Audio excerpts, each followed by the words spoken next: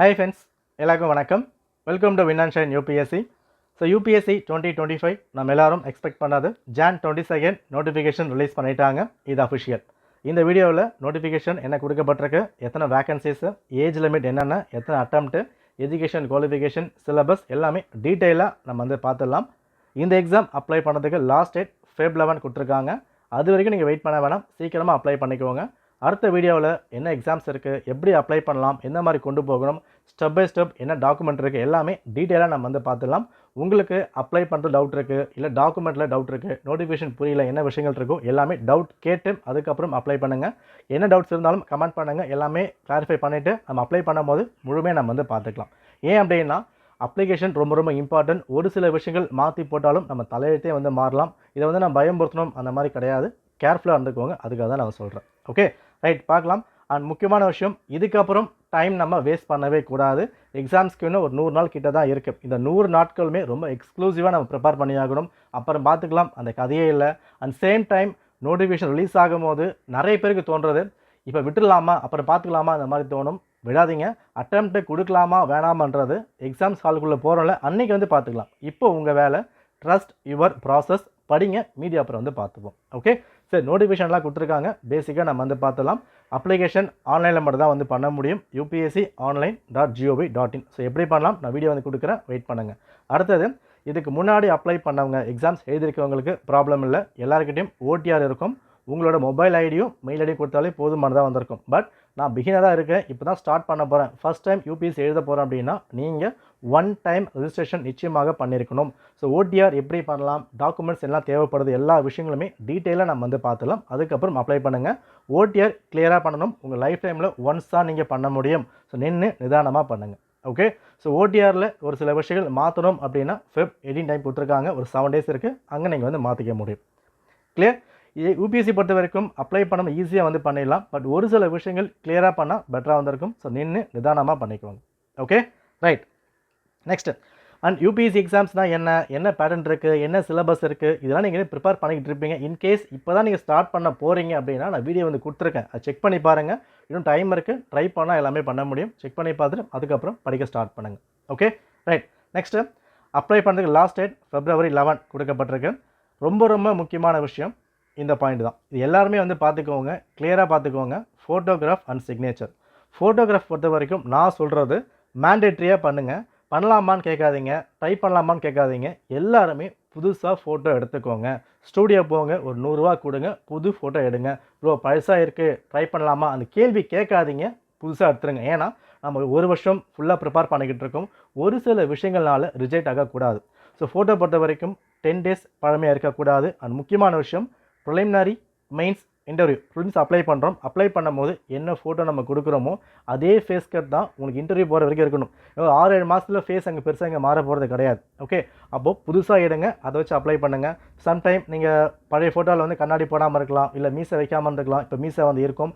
இந்த மாதிரி விஷயங்கள்னால உங்கள் ஃபோட்டோகிராஃப் இப்போ எப்படி இருக்கும் அதுதான் லாஸ்ட் வரைக்கும் இருக்கணும். அதை மேனேஜ் பண்ணிக்கோங்க. முடிஞ்ச வரைக்கும் கிடையாது, மேண்டேட்ரியாக எல்லாருமே புது ஃபோட்டோ எடுங்க. ஓகே, அடுத்தது, உங்கள் ஃபோட்டோகிராஃபில் name of the candidate and date அதில் போட்டிருக்கணும். அதை எப்படி பண்ணலாம் நான் வீடியோ கொடுக்குறேன், அதை நீங்கள் பார்த்துக்கலாம். அண்ட் உங்களோட ஃபேஸ் பொறுத்த வரைக்கும் 3/4 அதில் கவர் ஆகிருக்கணும். இன்கேஸ் உங்கள் ஃபோட்டோ இப்படி இருக்குது அப்படின்னா, இல்லை ஒரு 3/4 உங்களோட ஃபேஸால் கவர் ஆகிற மாதிரி வந்திருக்கும். நார்மல் பாஸ்போர்ட் சைஸ் ஃபோட்டோ விட கொஞ்சம் ஜூம் பண்ண மாதிரி தேவைப்படும். ரைட். ஓகே, எல்லாமே வெப்சைட்டில் ஈஸியாக நம்ம பண்ணிட முடியும். நான் வீடியோ கொடுக்குறேன், அதை பார்த்துட்டு அதுக்கப்புறம் அப்ளை பண்ணுங்கள். ஸோ ஃபோட்டோ, சிக்னேச்சர் ரொம்ப ரொம்ப அவசியம். இதுக்கான சைஸ் எல்லாமே நான் அப்ளை பண்ணும்போது கொடுக்குறேன், அங்கே கவர் பண்ணிக்கலாம். கொடுக்கல. Okay right. நெக்ஸ்ட்டு, ஸோ என்ன போஸ்ட் கொடுக்கப்பட்டிருக்கு எல்லாமே கொடுத்துருக்காங்க. இதுக்கான வேகன்சி மொத்தமாக 979.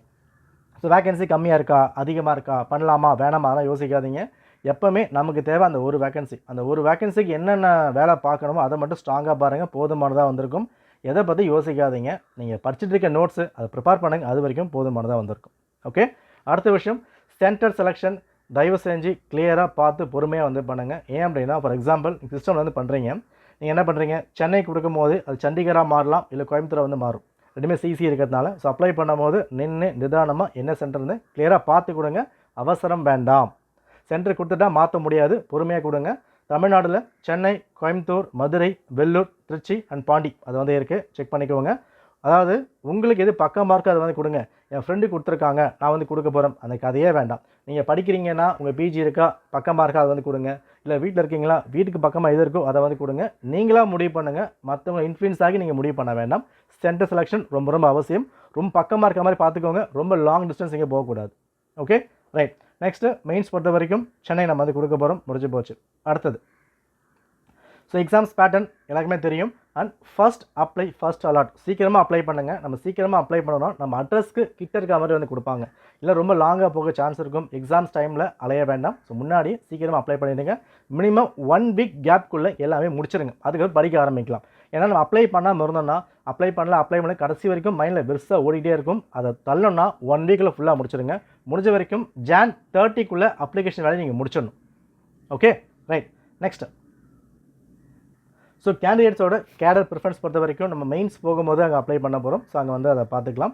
ஸோ அடுத்தது எல்லாத்தோட முக்கியமான விஷயம் ஏஜ் லிமிட். யாரெல்லாம் எக்ஸாம்ஸை எழுத முடியும் அது லிமிட் நம்ம வந்து பார்த்துடலாம். நல்லா பார்த்துக்கோங்க. இப்போ நான் சொல்ல போகிறது அன்ரிசர்வ்டு கேட்டகரி, அதாவது unreserved general category. Okay, age பொறுத்த வரைக்கும் must attained 21 years and not completed 32 years. Okay, age இருக்கா இல்லையா கன்ஃபியூஷன் எதுவுமே வேணாம், கிளியராக பார்த்துக்கோங்க. உங்களோட டேட் ஆஃப் பர்த், பிறந்த தேதியை பொறுத்த வரைக்கும் இதுக்குள்ளே இருக்கணுங்க. கிளியராக வந்து பார்த்துக்கோங்க. அதாவது 2/8/1993 இங்கே இருந்து 1/8/2004 இதுக்குள்ளே இருக்கா நீங்கள் எக்ஸாம்ஸ்க்கு அப்ளை பண்ண முடியும். இது யாருக்காக? ஜென்ரல் கேட்டகரிக்காக.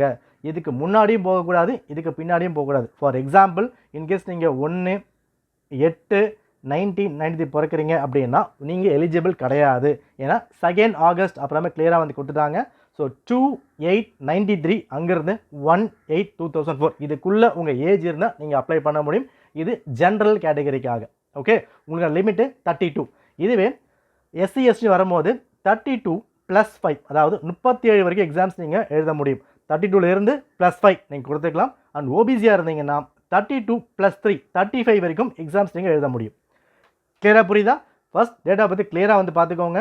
2/8/93 1/8/2000 இது யாருக்காக? ஜென்ரல் கேட்டகரிக்காக. 32 இங்கே வரப்போகுது. இங்கே இருந்து இந்த 32 இருந்து எக்ஸ்ட்ரா 3 போட்டால் ஓபிசிக்காக 35 வரைக்கும் +5 போடும்போது 37, இது ST STக்காக. கிளியர்? இதான் உங்களுக்கான ஏஜ் லிமிட். கிளியராக பார்த்துக்கோங்க, ரொம்ப குழப்பம் வேண்டாம். டேட் ஆஃப் பர்த் நம்பரை மட்டும் நீங்கள் பார்த்தாலே போதுமானது, கிளியராக வந்து பண்ணிக்கலாம். முடிஞ்சுதான்? ஓகே.